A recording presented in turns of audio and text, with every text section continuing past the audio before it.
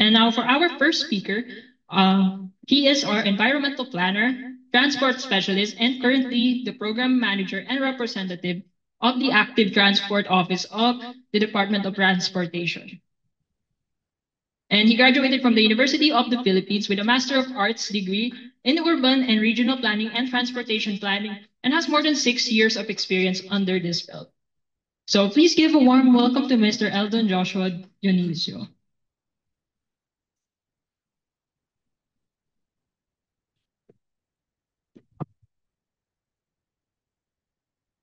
Hello, good morning. Um, Simple request before I start. Can we come closer since medyo intimate ang number of participants, no? Very few. Para nakakaanto kasi yan kung ano kung titignan.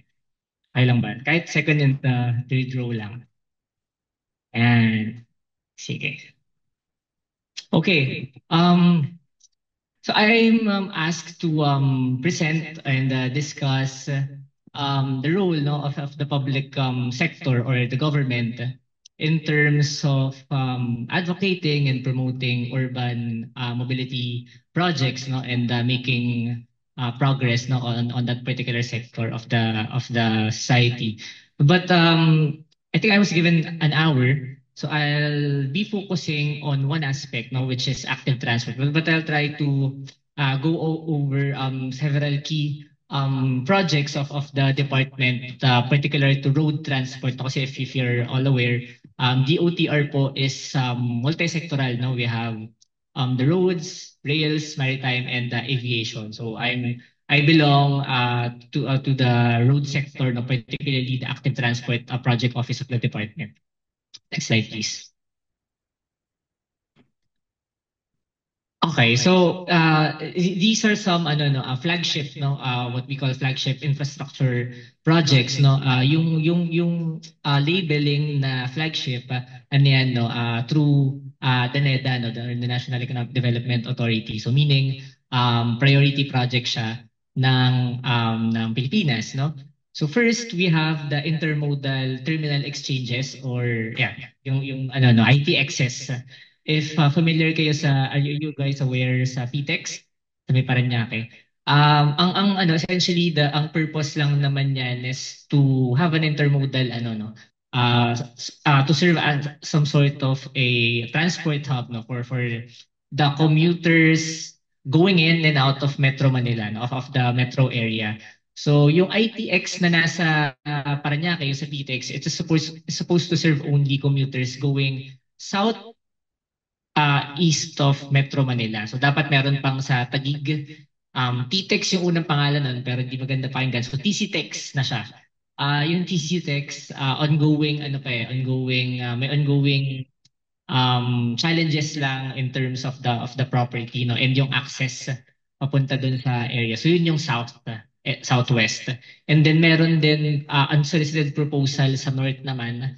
Hindi pa pwedeng sabihin kasi unsolicited siya, no? Ongoing planning phase pa. But somewhere in Region 3, medyo malayo, no? But may stakeholder kasi na may interest dun sa project. So they're offering their property.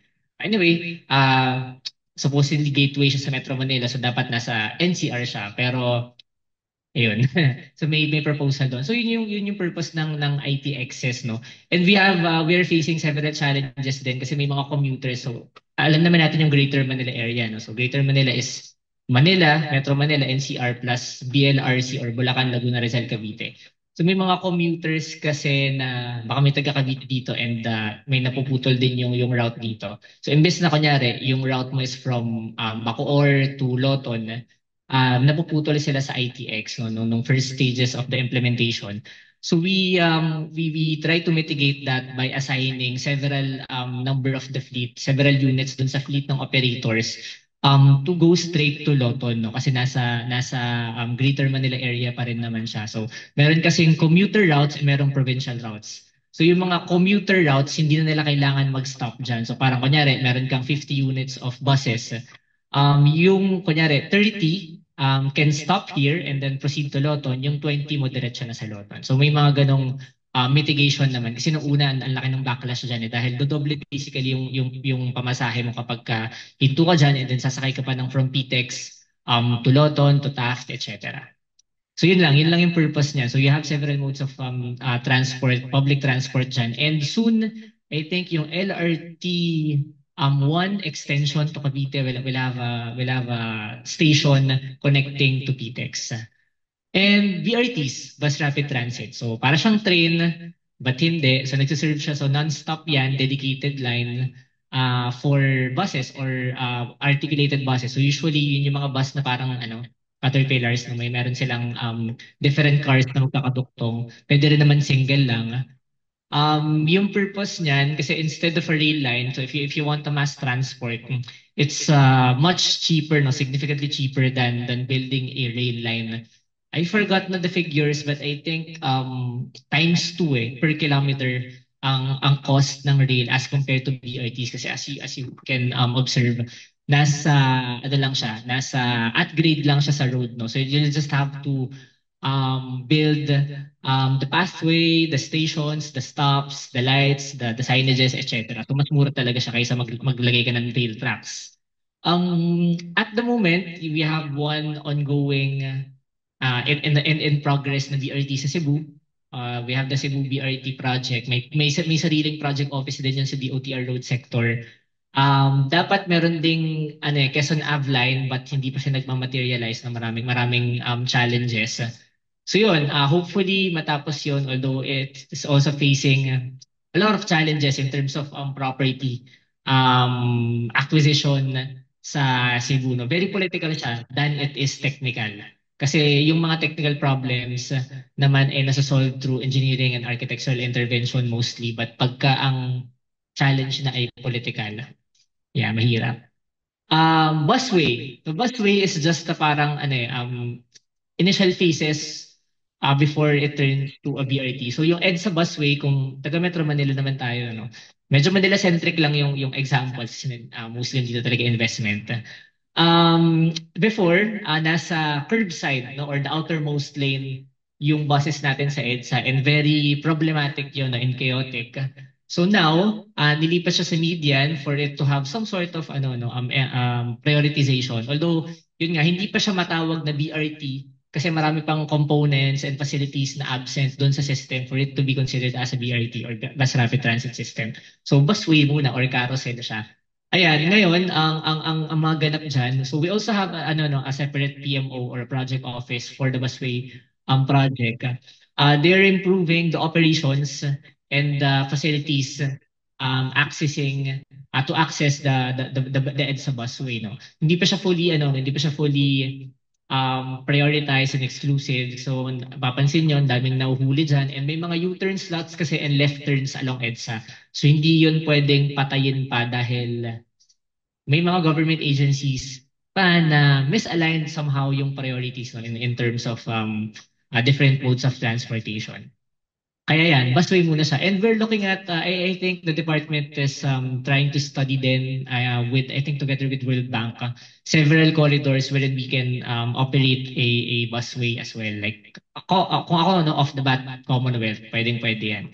Para meron kang parallel operations. Kasi kunyari, yung MRT masira, you can ride the busway. Tapos yung MRT 7 sa Commonwealth, no, kapag nagawa na yun, pag nasira din yun, kawawa naman yung commuter. So supposedly meron ka dapat parallel public transport operations na nag-work hand in hand para hindi mapaparalyze yung transport system mo. Kapag lalo na yung corridors na sinuserve niyan ay talaga, no, kumbaga ang tawag ay arterial, no. It's a key corridor to transport commuters around the metro.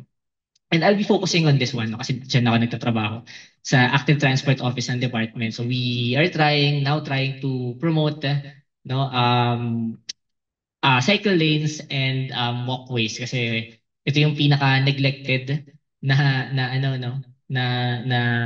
aspect ng transport system natin, which is very problematic considering na we're living in an urban area and ang dami na ring urban areas sa Pilipinas, and supposedly ano lang yan ilang kilometers lang yung activity areas mo and hindi ka na dapat nagkokotse or even nagko-commute. No? But we're trying to promote public transport as well. But if you're familiar, may study yung JICA before, and the majority of the trips talaga in Metro Manila is around 5 to 8 kilometers. No? Meron 3, may 5, may 8, which is very bikeable. Ayun, mapansin nyo din sa mga palengke, lagi kang may mga tricycle and jeep.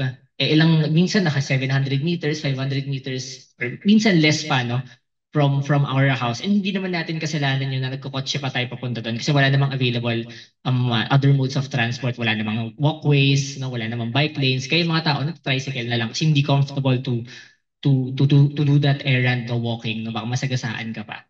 And that's what we are trying to change through promoting and improving the active transport infrastructure in most urban areas.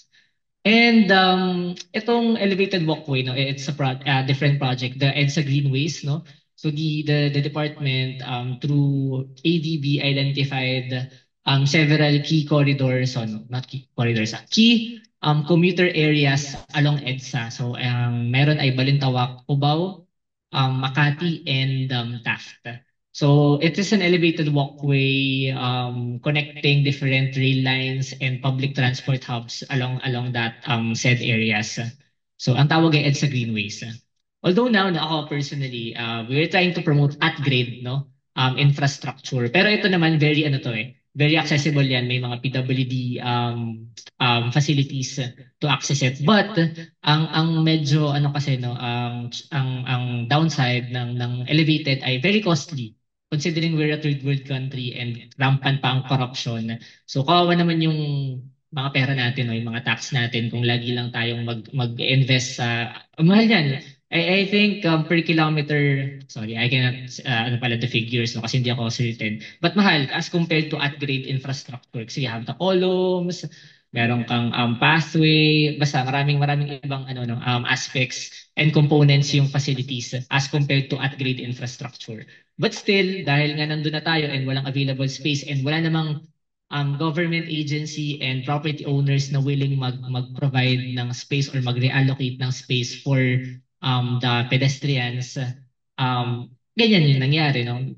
Meron na lang elevated walkway since hindi na tayo pwedeng kasi supposedly ito, yung space mo from the carriageway to the property line, at least 5 meters yan. So meron na ba kayong 5 meters na nakitang walkway? Na very, very seldom lang.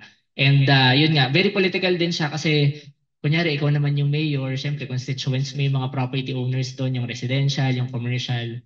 Hindi ka naman magpapaalis basta-basta unless mayroon kang solid na political will. I think si Duterte before, the previous admin, ginawa nila yun. Pero selected pa rin yung areas, no? And yun nga, pag gagawin mo kasi yan, hindi pwedeng in-snap, no? Hindi pwedeng bakbakin mo lahat yan. Syempre, meron kang mga taong nakatira doon, may mga nagtatrabaho doon. So that meron kang ang tawag dito, meron kang transition measures to mitigate the impacts dun sa constituents mo na tatamaan. Okay, next slide please. And we have the infamous PUV modernization program. Familiar ba kayo dyan? So, yeah. Ayun yan, very controversial. Contrary to popular belief, yung PUVMP, ang pangalan niya na ngayon ay PTMP. Public Transport Modernization Program. Yung PTMP, it has 10 components. No? Hindi lang siya modernization of the vehicles. No? It actually has 10 components. So the first component is the regulatory reform. So aside from modernizing the vehicle, the government is also trying to modernize and update the policies surrounding the public transport operations. So yun, yan yung regulatory reform. Second and third, pagsamahin na natin is the Local Public Transport Route Plan or LPTRP and route rationalization. Yung pinagkaiba lang ng dalawa na yan, yung LPTRP, LGU-based siya.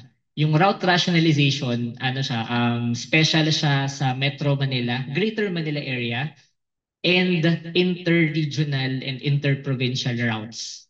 So, bakit ganun? Kasi sobrang masalimuot yung state ng public transport system in the Greater Manila area. So parang ang intention is to hire an expert to do that plan. So yung output lang niyan is just a planning document. And I think may transport model din na gagawin for that, yung route rationalization.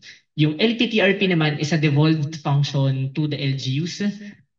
Before, ang gumagawa lahat ng public transport routes ay LTFRB. The regional offices of LTFRB. So yung mga munisipyo, yung mga cities, yung mga provinces, lahat ng routes nila galing sa LTFRB. And through the PUVMP, we devolved, meaning the government transferred the function na to the LGUs. Sila naman kasi yung mas nakakaalam kung ano yung mas kailangan dun sa admin jurisdiction nila, no, or political jurisdiction nila. And yun, ang gagawin lang nila is to make a plan, no. Ang laman ng plano ay the public transport routes and the operations, no. So kunyari saan dadaan yung mga ruta, anong mode of transport yung gagamitin, ano yung service plan, ilan ba dapat ay yung tumatakbo sa sasakyan at any given hour. Yun, ganun siya. And at the moment, the DOTR and the LTFRB are both trying to assist the LGUs on developing, no, the said LTTRP, kasi hindi ka naman pwede magsubo lang ng kung ano sa kanila. Magde-develop ka ng function, hindi mo sila tutulungan, no. So you can't expect them to actually successfully deliver the plan without you assisting them. Kaya yun, yan at the moment. And yeah, yung the most infamous component, the fleet modernization. No? So yung ano lang siguro, basagin lang natin yung konting myths on the fleet modernization. Wala actually yung walang preferred aesthetic design yung government. Yung nakalagay lang, so one activity na nakapaloob din sa fleet modernization is the development of the Philippine National Standards for Public Transport Vehicles. That's the first standards developed for the safety, no, of the PUVs. Kasi before, kung papansinin nyo, yung itsura ng jeep na alam natin dito sa Metro Manila, yung classic, yung galing sa World War, sa American Jeeps, hindi ganun yung itsura ng jeep sa Pampanga, hindi ganun yung itsura ng jeep sa Cebu, sa Davao. Kung may mga taga-probinsya ba dito. Kasi yung itsura ng jeep doon parang para siyang um, uh, um, it composed of different parts of vehicles. Like kunyari, yung headlight niya pang Honda Civic, yung taillight niya pang Toyota Corolla. Parang ganyan yung tsura nila. So, yung actually yung sinasabi natin na identity, dito lang yon sa Metro Manila. No, yung ganong itsura ng Jeep. Iba yung identity ng Jeep ever since, no, dun sa mga nasabi kong lugar.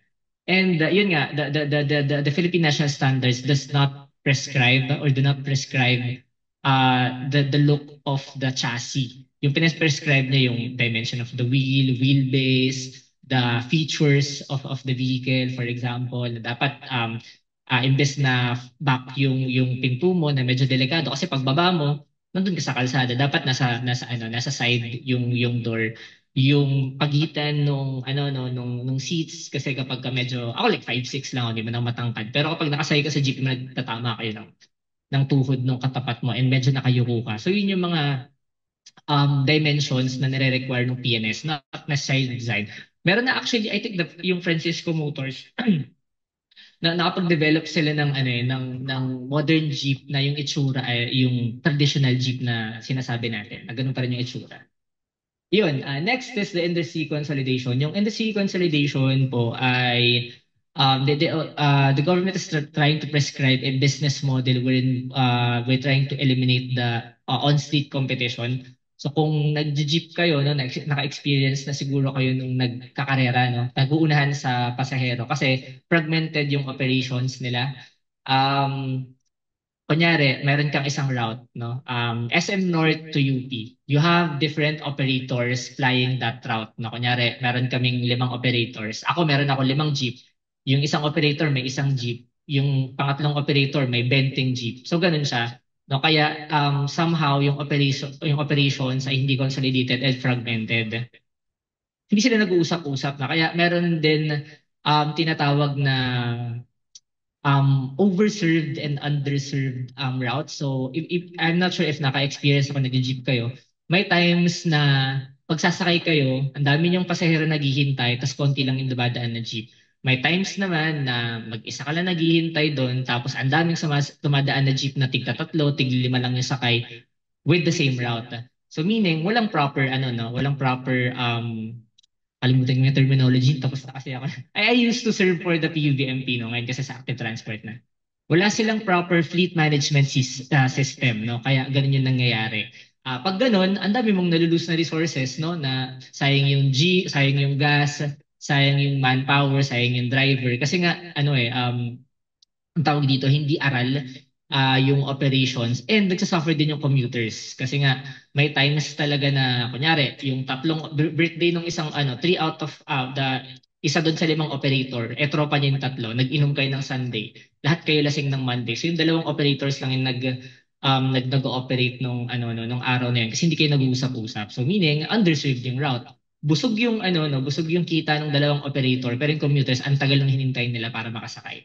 So yung mga ganung problems which we are hoping to be addressed through the industry consolidation. Through the industry consolidation. Dami ko sinabi, di ko pa pala sinabi kung anong ang purpose niya, no? So we're trying to consolidate the operations through encouraging them to be number one, a cooperative or a corporation. So meaning per route, kunyari yung SM North to UP, ngayon ata pinapayagan pa up to 2 entities eh. So kunyari, mayroon kang 5 different operators sa UP to SM North, magiging isang corporation na lang sila or cooperative para yung fleet management nila isa na lang and liable sila kasi kapag individual operators meron pa yung driver sila na hindi nila properly employed kunyari tropa lang nila o sige drive mo yung isang jeep ko baboundaryhan na lang kita mag-boundary na lang tayo so kunyari may mangyaring road crash wag naman sana hindi talaga masyadong liable yun dun sa company kasi wala naman silang employee-employee relationship eh so through the industry consolidation somehow we're trying to professionalize yung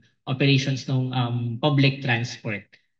Ayun siya. And ayun, may mga backlash tayong maririnig dyan na parang hala ginagawa niyong pina-privatize niyo yung yung public transport operations. Mayroon kasing negative community negative connotation yung privatization lalo na tayo ay taga UP. No, taga UP ba lahat? Yung mga taga UP or yung mga tibak no, Ayun, may negative connotation kasi yan. But some as I grow as a person and as a professional, it's not always bad, no. Lalo na kung ang objective naman ng privatization is to benefit the constituents that you're trying and you're supposed to serve. And in case dito, yun nga no, kapag yung driver mo um uh, properly employed na siya by the corporation or the cooperative, meron na yung PhilHealth, meron na yung SSS, hindi na yan pwedeng lokohin ng operator, no? And kahit hindi yan mag-drive, sisweldo yan. Kasi ngayon, naka-ano pa tayo, naka-boundary system nga. Kaya sila nag-uunahan. Kasi the more passengers you have, the more income or revenue you will be gaining for that particular day. Kaya sila nagre-racing and naghaharangan dun sa kanilang ruta. And kapag ka dito, fix na yan dapat kapag corporation or cooperative na sila. Okay, the sixth component of the PV modernization program is the financing. Of course, we are aware, no? The government is aware na hindi naman lahat ng nagmamaneho at nag-ooperate ng public transport ay may kakayanan na bumili ng modern jeepneys na sinasabi. So we have financing no, to somehow augment their resources to acquire the jeepneys. Ang problem niyan, ang laging sinasabi, ang liit-liit lang naman yan, no? Pauutangin nyo pa kami, bibigyan nyo pa kami ng utang. The problem is, the government is trying to, to request funds from the legislative branch of the government, the Congress and the Senate, no? The lower and the higher house of the Congress for us to have a better funding no para ma-finance nga yung pangangailangan. The problem is hindi binibigyan. So ganun siya, hindi siya decision ng government agency na hindi bigyan mo lang yan ng 5% na mauutang niya or ng subsidy. Kasi if DOTR lang, kunyari ako, maging secretary ako ng DOTR, joke lang. Pero kunyari lang, siyempre po siya 100% na yan. No? Kunyari may mga ruta na willing to modernize, bilan mo lahat yan ng unit, okay lang. Pero wala kasing funds eh. So doon nagkakaroon ng disconnect ngayon na parang siyempre yung mga walang pera, may iwan sila doon sa program. But I want to tell you na meron din talaga kaming nung nag-work pa ako for the PUVMP. May mga operators talaga and drivers na as in ayaw talaga nila at all. ayaw wala lang kahit meron silang pera or kahit ina-offeran mo sila ng subsidy. May mga private may mga government agencies din actually, private organizations that are willing to sponsor the transition to the modern operations. Then ayaw lang talaga nila. They just wanted to stick to with their old and traditional system. Okay, yung VUL or the Vehicle Useful Life Program, essentially ano lang yan, scrappage component, no? Kasi nga, since one of the main objectives of the PTMP is to mitigate no the carbon emissions, lalo na transport sector ang pinakamataas no na nag-emit ng air pollution. We're trying to reduce that. Kasi ang nangyayari, kapag nag-modernize na sila, yung mga lumang jeep ginagamit pa for private use or yung engine, we heard, ay ginagamit para sa bangka, no? Yung lumang diesel engine, ginagamit siya para sa bangka or sa agricultural ata. So yun, ganun din, no? Nililipat mo lang yung pollution sa ibang areas. Kaya merong scrapping component siya. So kapag nag-modernize ka na, isusurrender mo yung unit mo to a scrapping facility and you will be properly compensated. And next ay initial implementation. So just like any other project or program na merong somehow drastic changes from the status quo, kailangan mo ng initial implementation. Hindi mo pwedeng binibigla yung constituents and the stakeholders mo. Parang practice ba, ganun. Fourth ay stakeholder support. Um, when you make a system efficient, di naman lagi, no? But most probably, more often than not, ano yan nagre-reduce ka ng kailangan mong resources. That includes manpower resources. So, for example, yung ruta ng show na umaabot ng Manila, forgot ko anong pangalan ng ruta na yun Basta yung dumadaan ng Shaw Boulevard hanggang dire-diretso sa Manila City. When we looked at LTFRD's data on that, you have around 1,200 UV Express units na bumabiyahe doon. 1,200. So, ilan lang bang sinasakay ng UV, no? I think from 10 to 20, no? 10 to 20 passengers. So, ang bus ay at least 50, no? 40 to 60. May mga maliliit kasi na bus I think 40 to 60 passengers. So, kung pinalitan mo yun ng bus, less number of vehicles na yung kakailanganin mo. So, less pollution, less motor vehicle traffic. But pag ginawa mo yun, since mas konti na lang yung unit, mas konti na yung kailangan mong drivers. So, hindi naman ma-displace, no? Hindi mo talaga kailangan ng ganun kadami, no? So, you have to balance it out, no? Meron talagang, or pwede mo silang gawing, actually yung program, it includes pa a transition Kasi nga, pagka corporation ka na or cooperative, kailangan mo ng garage, kailangan mo ng terminal. Dun sa garage and terminal, kailangan mo ng tao doon, no? Kailangan mo ng repair guys, ng mechanics, kailangan mo ng concessionaire sa terminal mo, kailangan mo ng maintenance staff.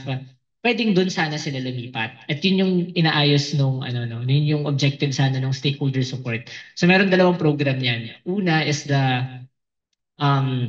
livelihood assistance program. So kunyari ikaw, driver ka, and yun nga, naapektuhan ka ng ganong klaseng scenario, papiliin ka ng TESDA, no?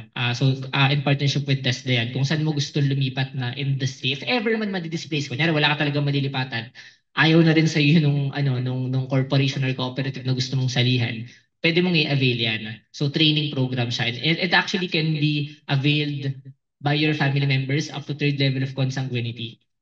And another component, a subcomponent of this component ay livelihood assistance. Yung training program, I forgot na that. Super Scholar. It's called Super Scholar. Yun pala, yung can be availed of your family members, no, na napagsama ko lang. Yung livelihood assistance program, tutulungan ka lang ng TESDA na humanap ng ibang trabaho.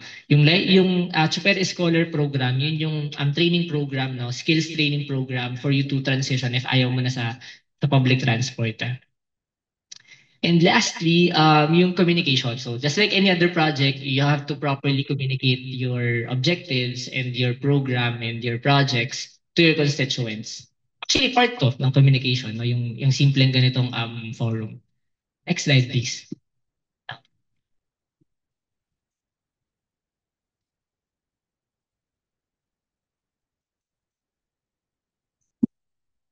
Okay, we start with the policies, no? So, as a government agency, hindi naman pwedeng gumalaw ka lang ng basta-basta. Lahat dapat ng undertakings and endeavors ng isang government agency ay based on its mandates, which are being triggered by policies. Next slide, please. So we have the Philippine Development Plan. So yung Philippine Development Plan is the model planning document of the country. So dapat lahat din ng activities ng government age, actually even private, no, both private and public sector, dapat naka-anchor yan and in adherence and accordance with the Philippine Development Plan. And based on the recently issued Philippine Development Plan 2023 to 2028, it accords the highest priority among road users to pedestrians and cyclists. So meron kang pyramid. Ang nasa taas ay pedestrians and cyclists. And with that, meaning you have to provide the proper infrastructure and services to your most prioritized constituents. And the National Transport Policy. Yung NTP, issued yan by the NEDA board. Yung NEDA board composed of various government agencies. It mandates the public sector to undertake measures. Yung keyword dyan ay integrate.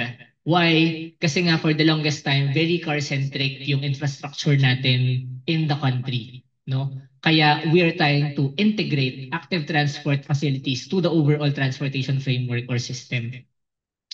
Next slide, please. Okay, yung RA 11494, yan yung bayanihan tulo issued during the pandemic 2020. It is an economic recovery law, and it is the first national statute which provided funds to build cycling lanes to a national government agency. So yan yun. It allotted 1.3 billion to build bike lanes. Diyan galing yung Metro Manila, Metro Cebu, and Metro Davao bike lanes that we have now. And the RA 11697 or the EVIDA law, which it promotes the development and utilization of EVs in the country by trying to support the market din.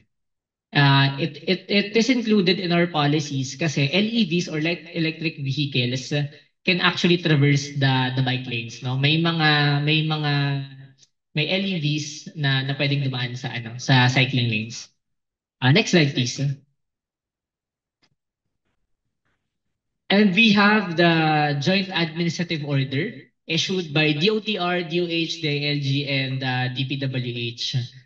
Yung JAW, ang point lang niya is to properly delineate the functions of the government agencies in promoting public active transportation. Kasi nga, somehow yung active transportation is a new concept sa atin. So yung may mga government agencies na may mga overlapping functions, kaya to address that, we convene and we formed a technical working group and issued a joint administrative order to properly distribute the rules of each agency. And we also have the first ever design guidelines for active transport facilities or bike lanes, bike parking, bike lanes, signages, pavement markings, etc. Ayan, meron na yan issued through a DPWH department order. And next ay a department order, updated na to. 2024-024 ba? Updated na to. So we during the nung nagkabiglaan na nagkagulutan, kailangan natin gumawa ng bike lanes.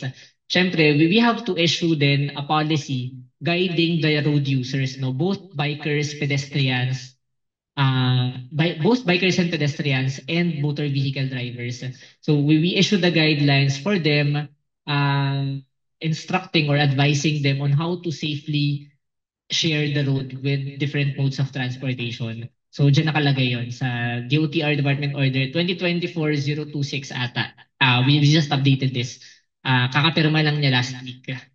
Next slide, please. Okay, so like some benefits lang no of active transport since baka may mga nagtatanong sa inyo, why are we trying to active transport being prioritized no even in the PTP because of these following benefits. Next slide, please. Number one is it actually brings no economic gains to us based on a study no businesses no can increase their revenue down up to 25% no, by investing in bike facilities. Yung main observations nila dyan, when you're in a bike, you're more likely to avail of different different services no or businesses. For example, nakakotse ka, you still have to park no very enclosed yung medyo secluded ka from your outside environment. Kailangan mo pa mag-park, kailangan mo bumaba ng kotse, you have to spend for your gas, toll, parking, etc. But when you're in a bike, you're more involved in the environment. Magdi-dismount ka lang ng bike mo, pwede ka nang bumili ng kung ano na nasa paligid mo, no? And nakakatipid ka kasi sa mga nabanggit ko, no? Toll, gas, and parking. You don't have to spend on that. So supposedly, yung pera mo na pang gas, pang toll, and pang parking, you can actually spend for drinks, whatever, no, that you're trying to consume. So yun yung science. Kasi but at the moment, sadly, may mga establishments pa rin na medyo discriminatory towards cyclists. No? Na pag nakabike ka, kasi ipagpapark ka sa malayo, hindi ka masyadong papansinin. No? Slide please. And actually saves time. No? Ito I can, sama ako sa data dito. Ang pinagpapalit-palit ko when I go to the office ay commute, bike, and motor. So yung pinakamabilis ay bike or motor, lalo pag traffic. Siyempre pag walang traffic, pinakamabilis yung motor. Pero kapag ka traffic, nag-iiba-iba. No? So from UP to my office in Ortigas, it takes me around 35 minutes to 50 minutes pag nakabike tsaka nakamotor. Kasi pag nakabike ka, bihira ka lang ma-traffic unless yung mga roads ay walang bike lanes or yung bike lanes doon ay dinadaanan ng motor. Nadadamay ka tuloy sa traffic. Kaya yun, kapag ka medyo nagmamadali ako, ganyan, nagbabike na lang ako kaysa magmotor. And surprisingly, no, mas nakakapagod pa minsan magmotor kaysa magbike. Kung may nagmamotor dito, ma-expect kasi medyo mabigat yung motor eh. And dismount ka ng dismount and mas stressful siya for me. And pag nakabike ka kasi, medyo refreshed yung feeling after cycling, no? Hindi ka talaga pagod unless humahataw ka pag nagbabike ka. So, meron namang pacing yan, no? Pwede ka mag zone 1, zone 2 lang, ganyan. Kapag ka nagbabike ka. Next slide, please. And needless to say, it promotes a healthier lifestyle. So the more physical activity you undertake, the healthier you will be. Slide, please. And I think one of the most overlooked benefit of cycling, no, ay yung benefits na no to mitigating the impacts of climate change. I think ang dami ng projection ng different groups under UN na medyo alarming no kung titignan niyo, maparaning ka talaga kung siseryosohin mo siya no. Yung projections nila actually medyo are lagging behind dun sa actual na situation ng climate change natin ngayon. It's because of one of the main reasons ay air pollution or carbon dioxide emission. And when you bike, no, zero emission yan, no? Zero emission when you're biking. So one of the low hanging fruits that we can do is to encourage our commuters, especially in urban areas, to shift to cycling. And how we will do that is to provide infrastructure for them. Kasi when we conducted a survey in Metro Manila, parang at least, although online survey ito, no, at least 50% of the respondents na nagkokotse are willing to shift to cycling if and when a proper infrastructure will be will be provided for them. Next slide, please.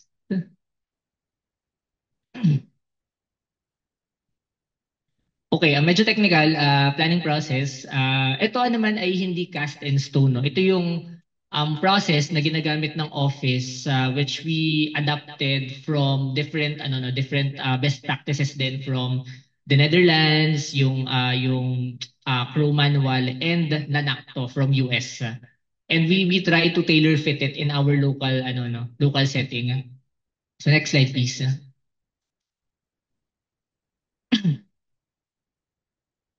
So these are five phases and factors that we're considering when we are planning for a bike lane or an active transport network. So ngayon pala, we're trying to veer away from the term bike lane.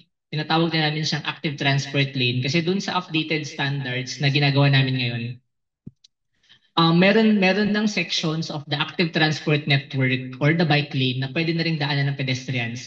So meron kasi tayong areas, meron tayong mga sections dun sa alignment na wala talagang walkway at all. So effectively, if you observe that, nakikita din namin, dun talaga dumadaan yung yung pedestrians mo. And I think may mga cities like San Juan and Baguio, yun yung nakita ko paano na ang walkway nila ay same level of the carriageway kasi nga wala kang curb dun sa walkway nila. So ginuhitan lang nila and then they allocated it as to function as a walkway.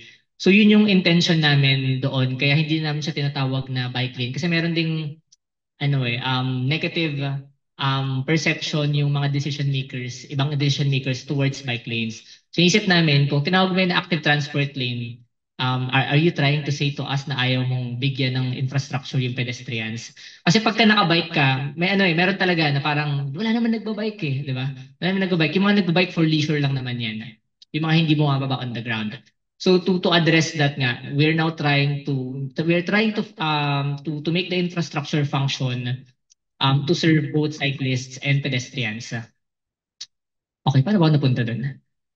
So first factor ay population density. So we are trying to focus our resources sa mga dense areas kasi nga doon mo kailangan mag-encourage ng modal shift dahil napakasikip na ng area, lahat pa sila nakakotse. We try to introduce an additional mode, not alternative, an additional mode of transportation for them, which is active transport. Number two ay level of active transport culture. I'll dwell on that further later. Kasi before, when we are trying to implement a project, somehow, pinipilit namin siya na parang, Mayor, ganyan, meron kaming project. We need this in your municipality and your city or your province. And dahil bago nga siya, we often we are frequently being met with tawag mo dyan, somehow, hindi man opposition, no, but adversity siguro, no, dun sa namin. May mga adverse reaction sila dun sa aming project.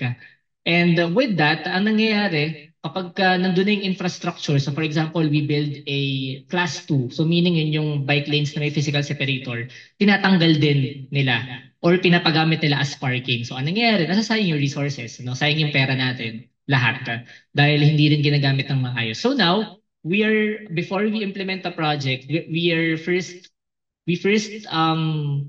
measure the level of active transport culture in that particular project area. Para kung kunyari, ayaw talaga nila, edi wag natin lagyan or lagyan lang natin ng very minimal infrastructure. And then from there, we try to progress kapag medyo nasanay na at nag-adapt na yung particular area. Third ay the active transport network needs. No? So different areas have different needs kasi iba't iba naman yung land usage and the activity areas in a particular city. So we're trying to design the network based on the design of the project area. Number 4, network inventory. Ano ba itsura ng kalsada nila doon? Meron ba silang major roads? Malapad ba? Dilapidated na ba? Etc. And lastly, yung software reinforcement. So yan na yung mga, for example, dedicated traffic lights for pedestrians and cyclists, traffic counters, etc. Next slide, please. Next slide. Yeah, I think na-discuss ko naman na yan. So yun nga, we try to encourage dense areas to build bike lanes. Kasi doon mo, yun, nabanggit ko kanina, for example, you're just trying to make a trip to your local public market. Hindi ka na magkokotse, no? You can just cycle your way to the market, no? If an infrastructure will be provided.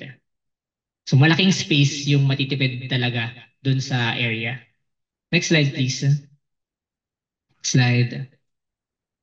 So ito yung ano no, ito yung different categories of the ano no, of the culture.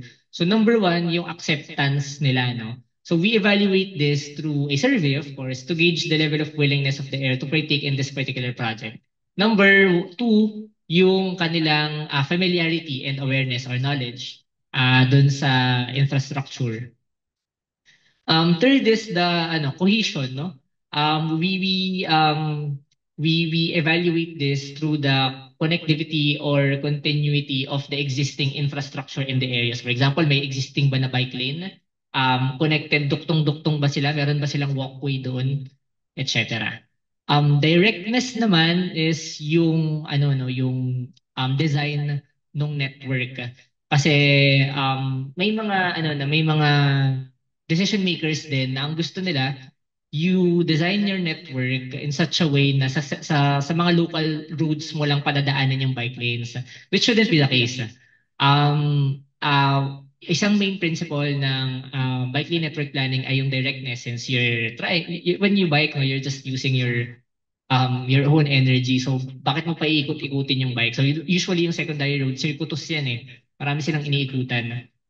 And the way roads are designed here in the Philippines, especially in the urban areas, yung mga most direct route, yung pinakamayikli, are yung major and national roads natin. Kaya doon natin siya nilalagay.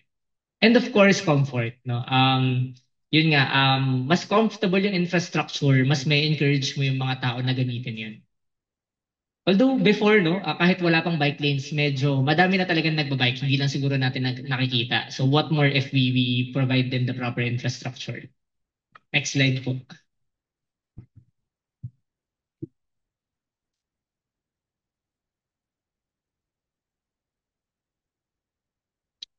Yun yung factors. Ito na yung levels, no?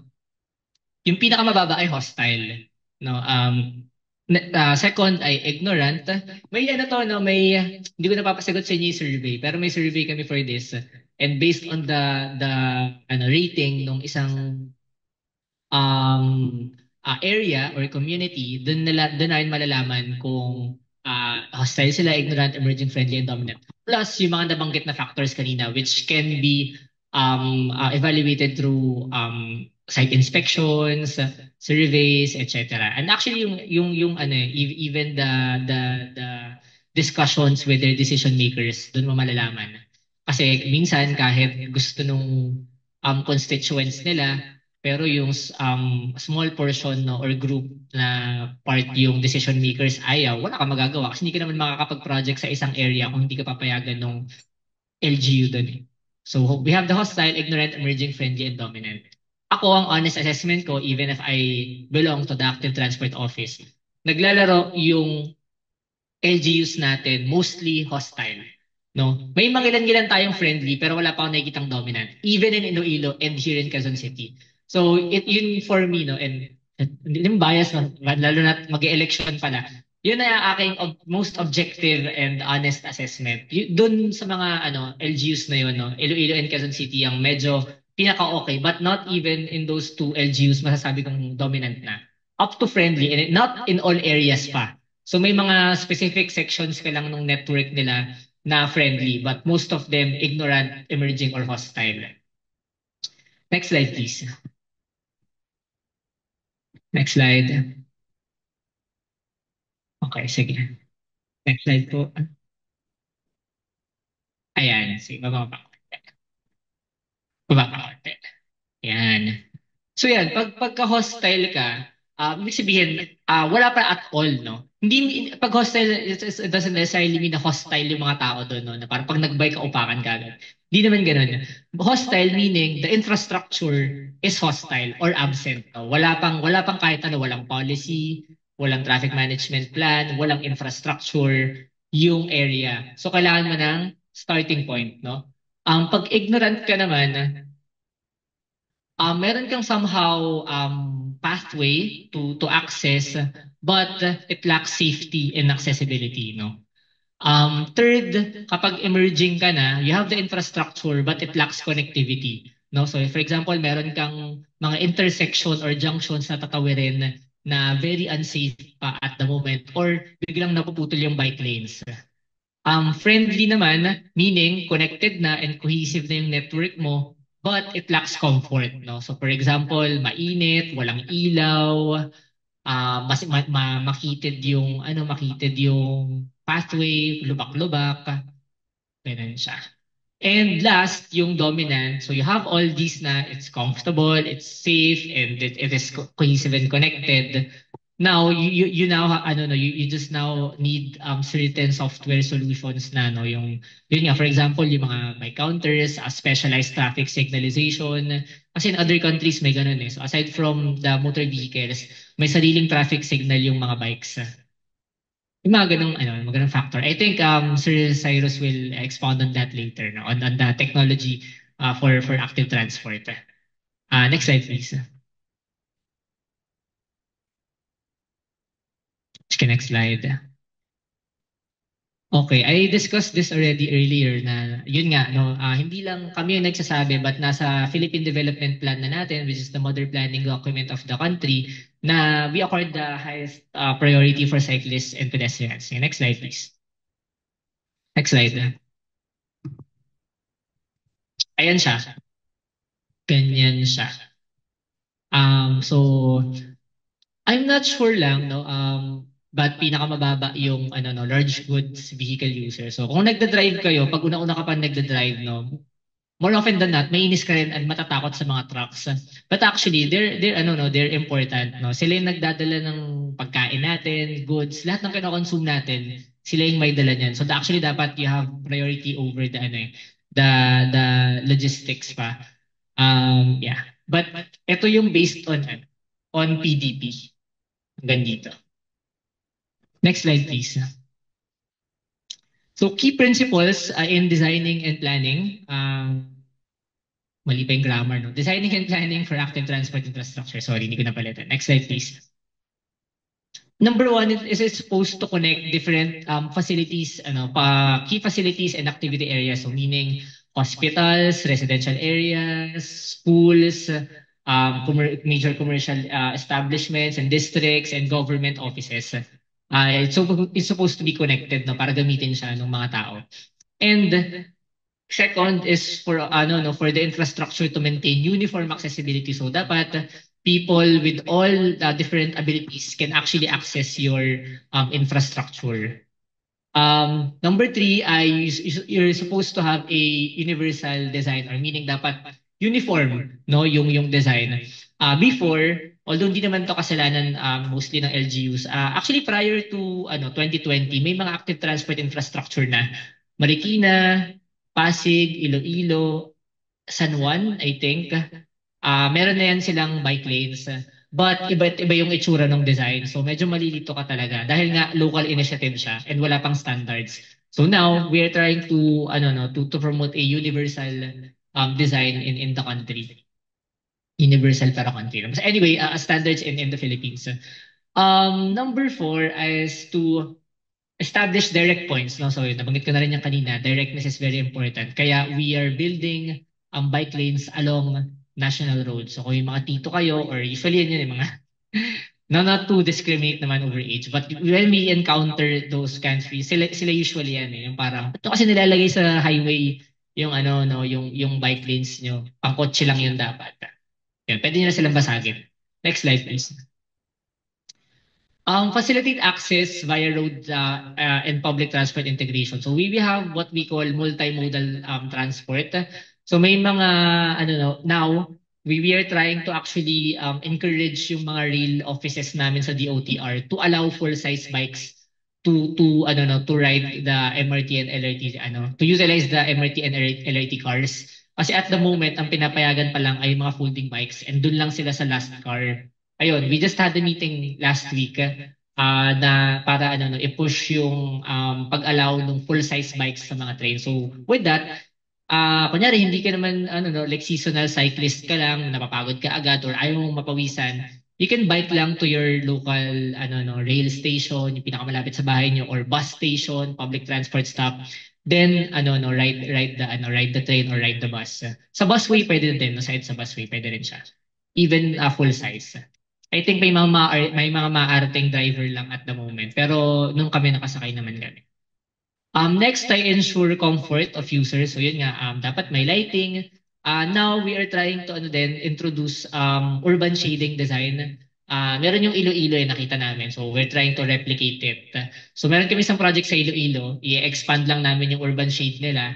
And now, sa Boni Serrano, na medyo hinaharang pa ng certain government agencies yung project. But yun, basically yung project doon will be a dedicated walkway and cycle path.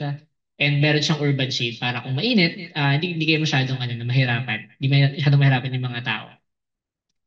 And prioritize pedestrian safety. So the way our roads are being designed at the moment ay ang kanilang criteria ay an indicator ay yung vehicle speed, which shouldn't be the case kasi nasa urban area ka.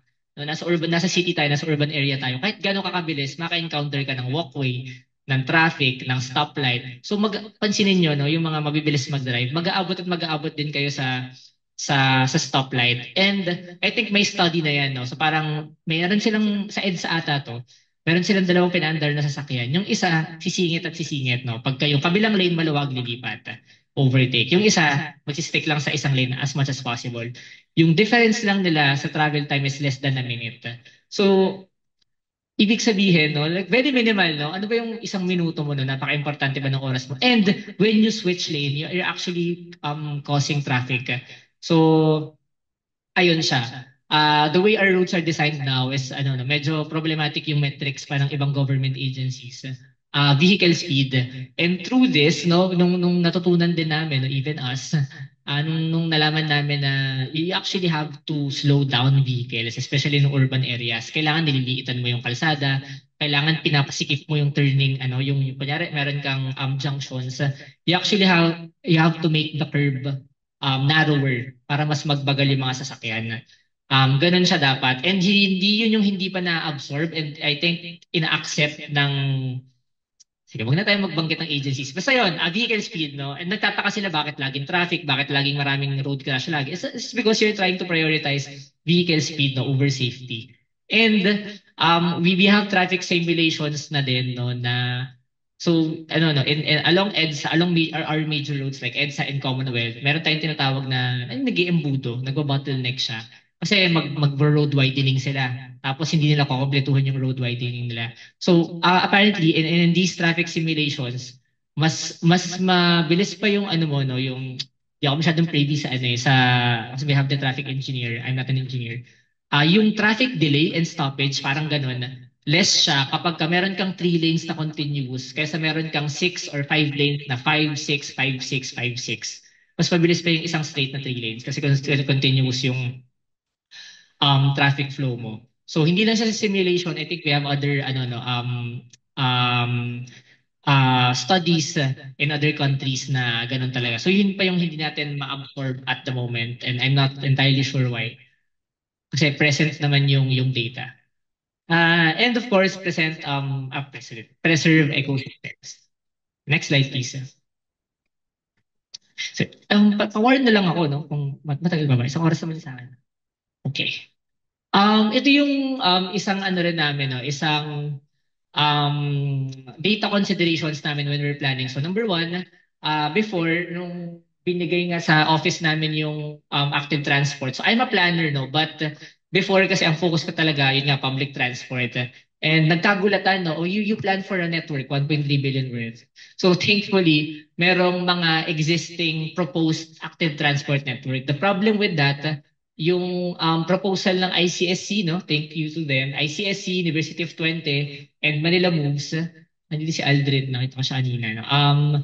They covered all regional and circumferential roads in Metro Manila. The problem there is we lack the resources, no? Both time and financial resources to implement, to construct bike lanes along all CNR roads. So we had to prioritize. Then we looked at land usage. No, we got the data from the LGUs and MMDA and yung open data ng ARC ata or Q. Not familiar lang. I forgot na. But yun, we look at the land usage and we prioritize yung roads connecting key activity areas and fundamental facilities. Yung mga binanggit ko kanina, public transport, academic, medical, commercial, and government agencies.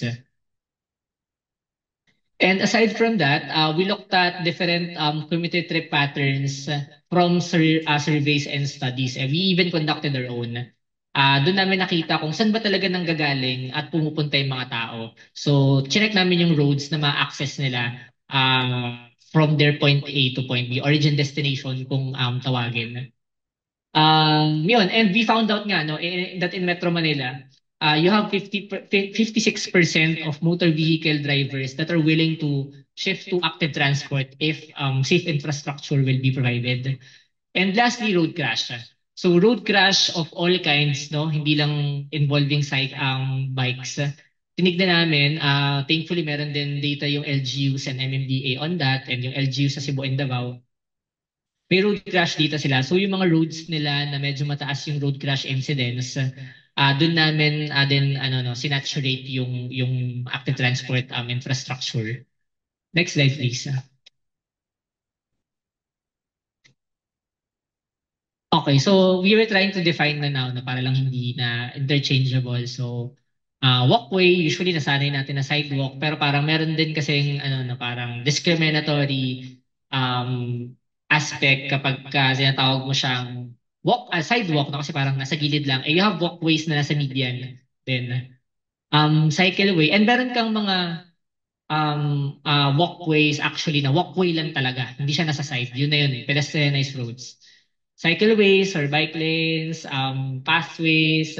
Yung pathway, ito na yung hindi na siya part ng carriageway. So you have a separate path, especially and exclusive for cyclists and pedestrians. No? Kunyari, hindi na siya nasa EDSA. Meron kang sariling roads. Yun lang, dedicated for bikes and pedestrians. And roadway or carriageway, yan na yung for motor vehicle traffic. Next slide, please. So ito na yung different class, mga binabanggit kong class 1, 2, 3 kanina. Next slide, please. So we have three classes, no? Class 1, separated from the carriageway, no? Class 2 ay within the carriageway, but it's either delineated by a pavement marking, solid white line, and or protected by physical separators, yung bollards and curbs. Class 2A, Class 2B. But now, yun nga, nabanggit ko na nag-update kami ng standards. Tatanggalin na namin tong Class 2B. Kasi, ginagawa siyang excuse. Kunyari yung LGU. Gusto namin, Class 2B lang, ayaw namin ng physical separator. Meaning, padadaanan lang nila yan sa motor vehicle, which shouldn't be the case. Kasi class 2 nga siya. Yung class 1 and 2, both exclusive for cyclists and pedestrians. Yung class 3, yung shared. So ngayon, alisin na namin to. Kung ayaw ni Mayor, dito tayo. Or wag na nating lagyan. So physical separators na siya. Then class 3, yung shared roadway. Yung class 3, nilalagay lang yun usually sa low vehicle traffic and low speed roads. So local roads, secondary roads, tertiary roads. Actually, yung mga nasabi kong roads, meron yung mga yung mga kalsada. Like for example sa UP. Hindi mo na kailangan ng bike lanes doon eh. Kasi low speed naman supposedly yung area and you have a lot of roadside friction. You have a lot of activity areas and facilities around. So dapat hindi nagsispeed talaga yung mga sasakyan. And yung mga bikes, hindi dapat sila nasa gilid lang. Kasi ang speed limit mo kapag ka nasa local road ka ay 20 lang. 30 mataas na.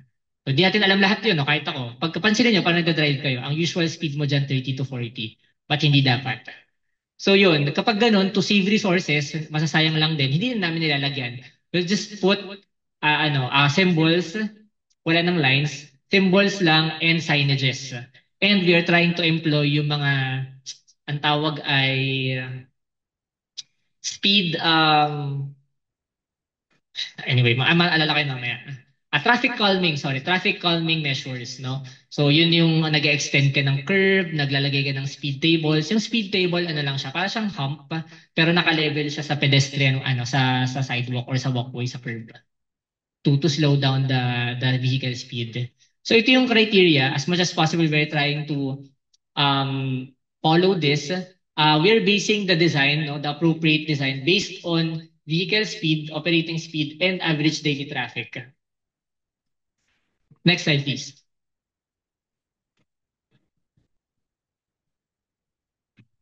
Okay, sige, next slide.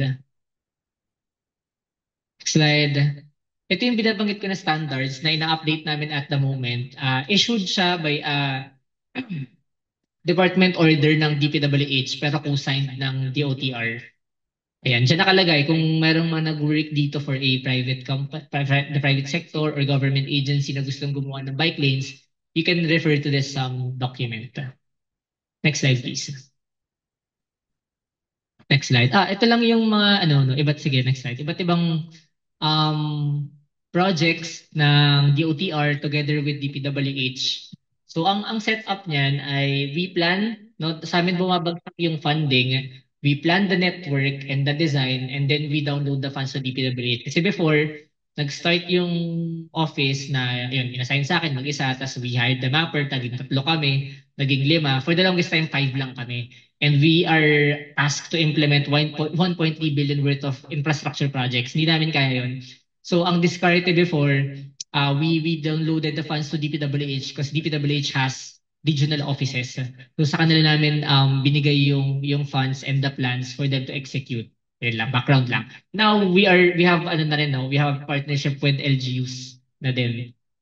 Okay, so ito Rojas Boulevard, may class 1 doon, class 2 sa C5. Sadly, no, tulungan niyo kami mag-lobby. Tinatanggal na yan, no? Tinatanggal siya ngayon kasi cause daw siya ng road crash. But when we found out, bakit ba tinignan namin yung mga incident report? Ba't ba nagro-road crash dyan? Mostly driver error, katangahan, no? We're not gonna whitewash it. Katangahan siya. Alam mo may bike lanes ba't ka dadaan dyan? Nakakapikon lang kasi. Anyway, I hope you feel the frustration. No? Kasi we're trying to provide infrastructure for a more sustainable mode of transport. No? And look, tignan nyo naman, no? Like it's just 1.5 meters. Ang dami pa pang ibang space, no? So pinapatanggal ngayon, no? Yun yung medyo nakaka-frustrate talaga dahil yung ang dami mo kunyari kilala nagbabike. For example, yung tito mo, yung best friend mo, yung girlfriend mo, asawa mo, anak mo, tapos malalaman mo tatanggalin yung infrastructure for them to be safe. So yun yung frustrating, no? So may incident report, ay ilan lang, no? And yun yung laging pinangbabato sa amin. Ang dami kasing nababangga dyan. Sarap sagutin na. Tanga kasi sila, di ba? Hindi sila kumuha ng... Anyway, yun, natanggal. Nagbente, no? Open forum. Ayun siya, I think class 2 sa C5, please pray for us. We're trying to lobby it for it to be retained. Ito naman yung class 2B. Ito na yung tinatanggal at tinatry naming iwasan kasi nga excuse lang yan for it to be utilized by motor vehicles. Palayo pala tayo sa Facebook, no? Okay. Next slide, please. Okay, ito naman ay class 2B din na painted pavements. We're trying to introduce painted pathway for more visibility. Ayun, pinilot namin to sa Cebu. So meron din class 1 sa Cebu, sa SRP area. So meron silang parang bagong hindi pala parang, meron silang bagong development dyan. Meron din itatayong UP dyan. So para siyang techno and academic hub sa SRP Cebu. May class 1 dyan, class 2B, as mentioned, and may mga bike parking. Meron tong bike repair tools nandito lang sa banda. Siya na-feature. Next slide, please. Ito yung class 3. No, so that's the last of it. Hopefully ma-implement na namin yung ma-issue na namin yung updated standards para we can update the existing infrastructure. So meron kang class 1 sa Cebu din. Tapos na to actually. Tapos na to. Inaugurated na yan. We completed it I think in June this year. Next slide please. Ayun, meron din kami partner naman to with TIEZA and Intramuros Administration. So hindi lang kami nagko-partner sa LGU, sa GOCCs din. We prioritize General Luna Road. along in the walled city of Intramuros. So ngayon, limited access na to. Ito I think ano to, kotse to ng contractor. So pwede pa rin pumasok dyan yung mga delivery vans, etc. Pero ano, mostly pedestrianized na siya. So bikes and pedestrians na lang yung pwede dyan. So we installed pavers, concrete paver blocks dun sa stretch na yan. General Luna from Anda to Moralia ata. Next slide please. And this one is a passion project, no? This one is a passion project of the department kasi before may office kami sa Discovery, side kwento lang. We had a colleague who figured in a road crash and immediately lost her life. Nabangga siya ng motor. Diyan. May walkway dyan tapos yung walkway dyan red and white. Pauwi na siya dapat, hinihintay siya ng kapatid niya, umuwi pa ng probinsya. Hindi to invento, no? Hindi to invento, Jessica, so you can research this.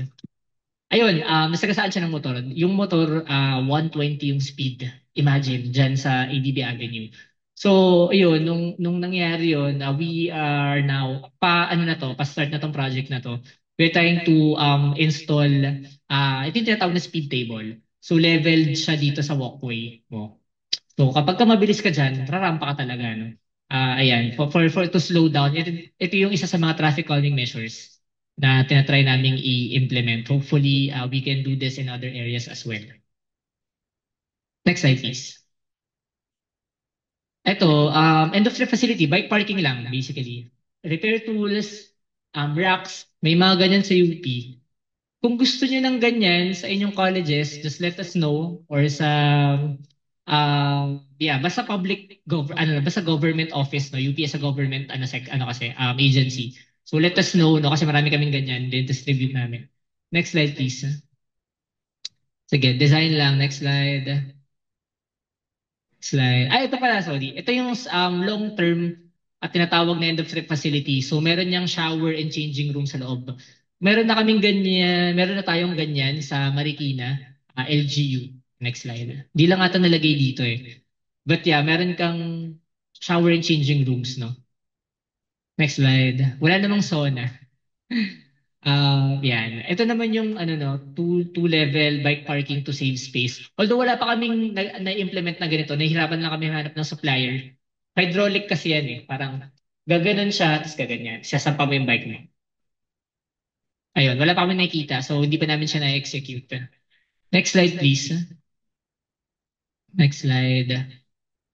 Ito yung binabanggit ko kanina na sa Iloilo. So meron na silang existing yan. We're going to expand and improve on their urban shading, no? Next slide. Ito sa Quezon City Circle. Tapos na yung pathway. Pending lang yung painted pavement doon and the PUV stops. Kung dumadaan kayo ng circle, kami nakikita kayong bagong PUV stops. Ongoing lang siya, no? So pahintay lang. Next slide, please. Ito din naman yung yung planters, no, kung tawagin. So may siya, concrete barrier siya na may plants, no? Along Commonwealth Avenue ito. So this is a project with the Quezon City local government. Next slide, please. Ito naman, medyo wishful thinking lang. We are hoping to implement a river esplanade project in Marikina or Bulacan. But medyo malabo-labo pa siya, no, kasi malaking project yan and matagal. Ayun, but yun.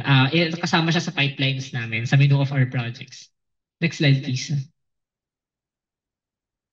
Ayun, sa Muntinlupa naman, meron kami kasing bike lane project sa Munte. Tapos they mentioned na they actually have an open lot. So yun, we thought of constructing a road safety park for the kids. So may bike lanes ka. Yan, basically lahat ng component ng roads, signages meron dyan. Para bata pa lang sila, medyo ma-familiarize na sila on how to properly use the road. Next slide, please. Ito naman yung projects ng LGUs. Sige, next slide. Ayan yung sa Iloilo, yung existing nila. Diyan din nakalagay yung mga urban shading nila, wala lang sa section na to. Forgot the name of this road but meron silang mahabang class 1 dyan. Next slide, please. Meron ding bike channel ang tawag pala dito, no? So, pero ang mas ano ata ngayon ay bike ramp. Pero ang ginagamit na namin doon sa aming mga standards ay bike channel. Para kapag ka may overpass na ang daming ganyan dito sa Pilipinas, especially in Metro Manila, hindi mo nabubuhatin yung bike mo, ipapadaanin mo na lang dyan. Next slide, please. Yan, yung Kapitolyo, meron din silang intersection treatment kung tawagin. So meron kang queuing area. Pag nakabike ka, dito ka dapat. Ito pasaway ito. Dito ka dapat maghihintay. Yan. So, pag magle-left ka, nandito ka dapat. Pag magdidiretso ka, dito lang. So queuing box, transition lanes, ayan. Ano yan, initiative yan ng Pasig LGU nung okay pa yung transport office nila. Next slide, please. Sa Clark din may class 1 bike lanes. You should go there if you bike. Medyo maganda yung ano nila, bike path nila doon. Next slide. Aside from infrastructure, meron ding mga ano no, non-infrastructure or soft initiatives no. May carless day. I forgot kung Sunday ba to or Saturday sa Ortigas Avenue. Actually dito sa Ortigas Avenue. Sa ano to? Uh, Forgot the name of the road eh. Basta sa likod yan ng office namin. Emerald, yeah, thank you. Emerald. Ayan, may carless weekend sila. Next slide, please. Ayan, hindi ko lang kung nangyayari pa to yung sa Caruncho Ave ng Pasig. Next slide, please. Sa Ayala, ongoing pa ba yung car-free Sundays ng Ayala? Meron pa. Ayun, meron din sa Ayala. Next slide. Policies, sorry, mabilis na lang. Policies and active transport, sige. So yun nga, aside from infrastructure, sige next. We are trying to introduce policies din kasi for the longest time, ang policies lang natin ay for motor vehicles. So we're trying to update no, those policies para mas maging friendly siya to promote active mobility. Next slide, please. Okay, next. Okay, next. Sige, okay. Sige lang. Next. Pang ano kasi tayo, pang training. Next. Yeah, different ano lang no, different um formats lang of the policies. So we are trying to ano no, we are trying to encourage LGU to have a dedicated office to promote active mobility. So may marami na no, marami ng LGUs na may dedicated office. So, hindi naman lang for active transport no, but dedicated for ano no, for sustainable transport no in general. Okay, next slide. Ayan, ito yung mga recommended ano no, best practices. So car free days, bike to work day declaration, National and World Bike Day. Meron na yan, no? Yun, reallocation of space for active mobility. Yun nga, MOUs with schools. Yung Quezon City LGU, we heard na meron silang pinapractice ngayon na bike bus. Yung bike bus, ano lang siya, para siyang group ride. So sunduin mo yung, meron kang lead and co-lead na ride. Tapos sunduin mo yung mga bata sa mga residential areas. Tapos dadalhin mo siya sa school. Yun yung bike bus, no? Meron na yan sa ano, meron na yan sa iba't ibang I think in US, no, may mga bike bus sila. Cute yun, no? Makita mo, puro mga bata lang yung nagbabike. And ayun, yung QC, ang tinatry muna nila ngayon mga adults. Yun yung kanilang initial implementation. Next na raw yung mga, yung for kids, no? Kasi mas delicate yan eh. Next slide, please. Okay, next slide. Yung DOH din, meron silang playbook on how to make an ordinance on active transportation. So, pwede niyo i-access yun. So aside from policy, infrastructure, of course, communications, no? Next slide. Next. Sige, next. Pan-training kasi to. So yeah, we have events. We have several events. We have materials to ano no to communicate our projects and policies to the stakeholders. So next slide. Okay, next. Ayan, ito lang yung different offices that we partner with or and work with when we are ano no developing materials or organizing an event to promote active mobility. Slide please. Okay, next. Next.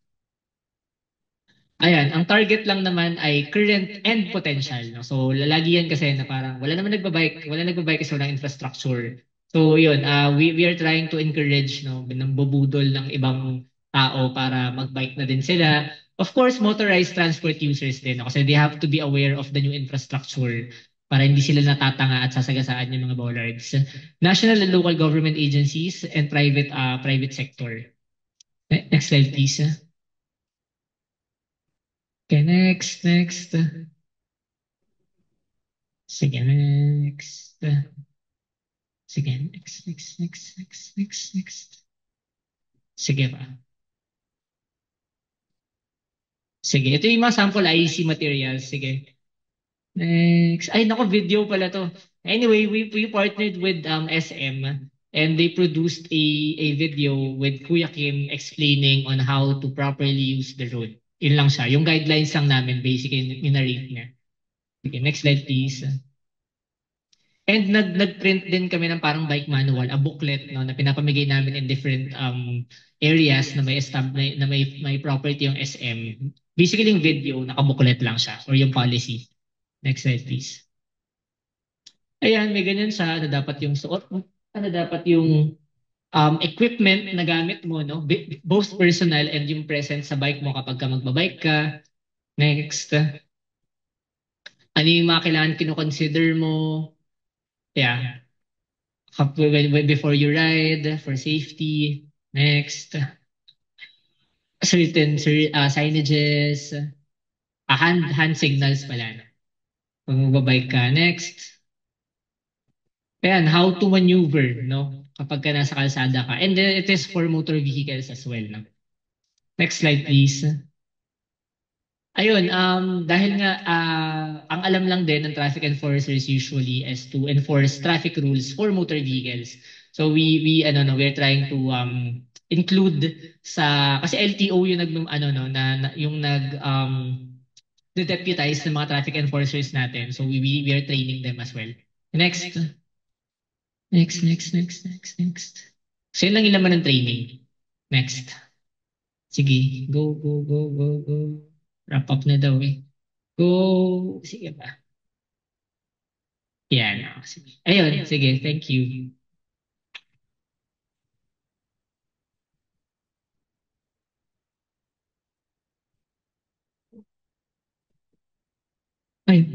Yeah, thank you, Sir Eldon, for your talk. Been very comprehensive and I'm sure maraming tanong ang ating participants. So on that note, I do believe we have questions in our Zoom. So, Tech, pwedeng pakita lang.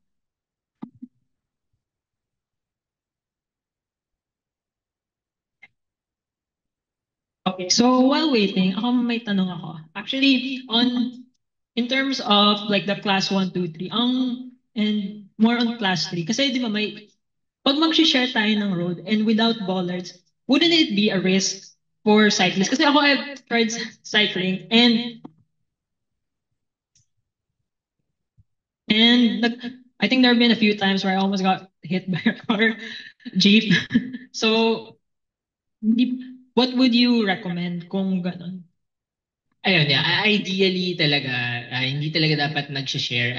Yung sharing of road as discussed earlier, it's supposed to be along local roads, low speed, low traffic, low volume roads only. But yun nga, at the moment kasi hindi naman lahat pa ng kalsada may bike lanes and hindi naman lagi kaming pinapayagan na maglagay ng protected infrastructure, no? So may mga areas talaga na class 2B, pintura lang yung nandun. No? And may mga areas din na kahit protected actually, dinadaanan pa rin ng sasakyan eh. So, it's somehow a behavior enforcement and design issue.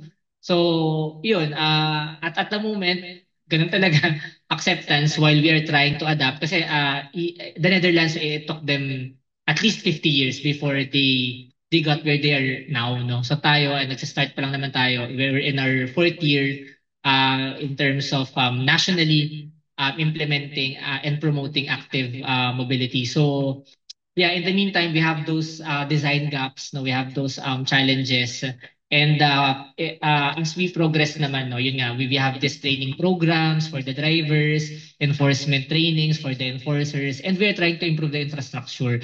So yun, hopefully mabawasan yung mga ganong incidents. Sa e-bike din, and normal occurrence na yun. Hindi na nga ako nagagalit ngayon eh. Pag ginigit-git ako na acceptance na lang talaga. But slowly, no, slowly we are ano naman, we are observing improvements in terms din sa behavior ng mga nakasasakyan, nasasanay na rin sila. Ayun, thank you. So ayun, may other question pa tayo.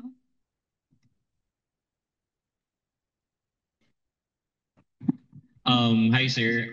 First kudos sa sa bike parking lot ng bikes kasi marami sa campus ng UP. I can see na palagi siyang puno kasi yun nga yung mga dormers ng UP nagbabike din. And yun nga maraming siyang facilities like yung pumps, yung like pag-repair ng bikes. So andyan siya. So my question is paano yung mga for example, school orgs or mga research groups ng different institutions kung mag-research sila regarding this one and may mga analytics or mga suggested solutions, how can they tap the government? Paano nila i-showcase yung ginawa nila? Just like yung project dito sa PGSC. Once makagawa yung mga teams natin, how can they tap the government with their proposed solutions? Yeah, just write a letter. Just write a letter. Yun yung first step. And then if the question is in what form, no? Marami yan. No? So depende sa project. Kunyari, yung bike lanes, they can look at yung kasi yung pinaka-problema namin yung utilization, no? They can look at the data, the utilization, per area and per section, how to properly design the bike lanes. Pero kung ang tanong mo lang ay kung yeah, just write a letter, no, email me, ganyan, and you can write a proposal. Maybe we can discuss. Actually, nakausap ko na rin si Sir Lance on this eh. Na if you have a general objective, we can discuss and ipipresent namin sa inyo yung buong program para pwede nating tignan yung mga areas where we can collaborate. So definitely, actually kailangan namin yan kasi yun nga at the moment very loaded yung opisina and wala na kami actually yung R&D halos, no. Nagkakaroon na lang kami ulit ngayon kasi nagde-develop kami ng standard so nakakapag-research ulit yung team. But on a normal day, usually lunod kami sa project implementation, coordination, development of design plans, writing of correspondences, letters, meetings, inspections. So wala nang time to actually study, no, yung team. So we will be greatly appreciative if may mga ganyang efforts from research groups. So ayun, thank you. Do we have one more question? Okay. Yes. Hello po. Good morning po. Meron po kayong nasabi earlier about yung parang alternative to transport is parang yung yung paggamit ng electric vehicle po according to dun sa mga first slides po. Kasi 'di ba actually I joined before a talk pero regarding naman siya on other different industry, yung industry na yun is glass industry. And they actually have problem with energy. Kasi po, yes, electric vehicle, kaya niyang mamitigate yung effect on environment. Pero on the other hand, meron din siyang effect dun sa energy, which energy is pag energy deflation, it also contribute to climate change, di ba po ba? So, yung challenges na yun po kasi yung potential challenges of electric vehicles. So, what are your parang factors to consider kung bakit niyo po nasabi that electric vehicle is a potential alternative to transport? And different factors na kino-consider niyo to mitigate the potential challenge of that po? That question is for DOE, Department of Energy. Ano lang, no, tama yan. Actually, we are sober, no, and aware na ang EV vehicles naman ano lang same source no, different outlet lang. So kumuha ka pa rin sa coal powered energy plants. Iba lang yung outlet mo no. Pag electric vehicle kasi wala kang emission ng ano no ng wala kang carbon emission dun sa sasakyan. Ang carbon emission mo dun sa source. Um, we are trying to promote it for that particular reason, no? Kapag nasa urban area ka, no, less effect sa ibang tao. Kunyari, naka-vehicle ka, wala kang noise and air pollution. But in terms of actually having a renewable source of energy, I'll be honest, no, we can ask DOE, no, Department of Energy. I'll take note of that. Siguro we can look at it. But yeah, at the moment, yun yung simplest reason on while we are trying to promote e-vehicles as well. Kasi number one, yung mga LEVs, yung light electric vehicles, smaller sila eh, no? So kunyari meron kang 10 naka-e-scooter kaysa nakasampung sasakyan kayo, mas maliit talaga siya. So more on transport concern yung sa amin. And yun din somehow ano rin yung to mitigate air pollution. But yeah, the deeper question talaga is the source, no? Hindi kasi renewable yung source, especially here in the Philippines. Konti pa lang ang mga ano natin, ang mga power plants natin na renewable, yung wind turbines, panel plants, no? Medyo konti pa lang siya. So sorry, I cannot directly answer your question, ma'am. Ayun, thank you. So thank you for the answering our questions, Sir Eldon. And now we will proceed to the awarding of certificate. So may we call on Mia, Jess, and Dan.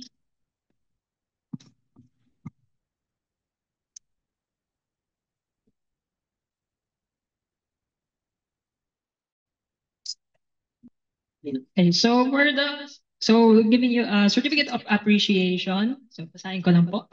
So this certificate is gratefully presented to Sir Eldon Dionisio in sincere appreciation of your time, expertise, and invaluable insights on government initiatives and policies on urban mobility shared during the 2024 PJDSC and your contribution under the theme Driving Innovation, Harnessing Data Science for Sustainable Urban Mobility has significantly enriched the knowledge, understanding of participants, helping them navigate the complex challenges of sustainable urban development through data science. So given this fifth day of October 2024 at the DICT ABR room.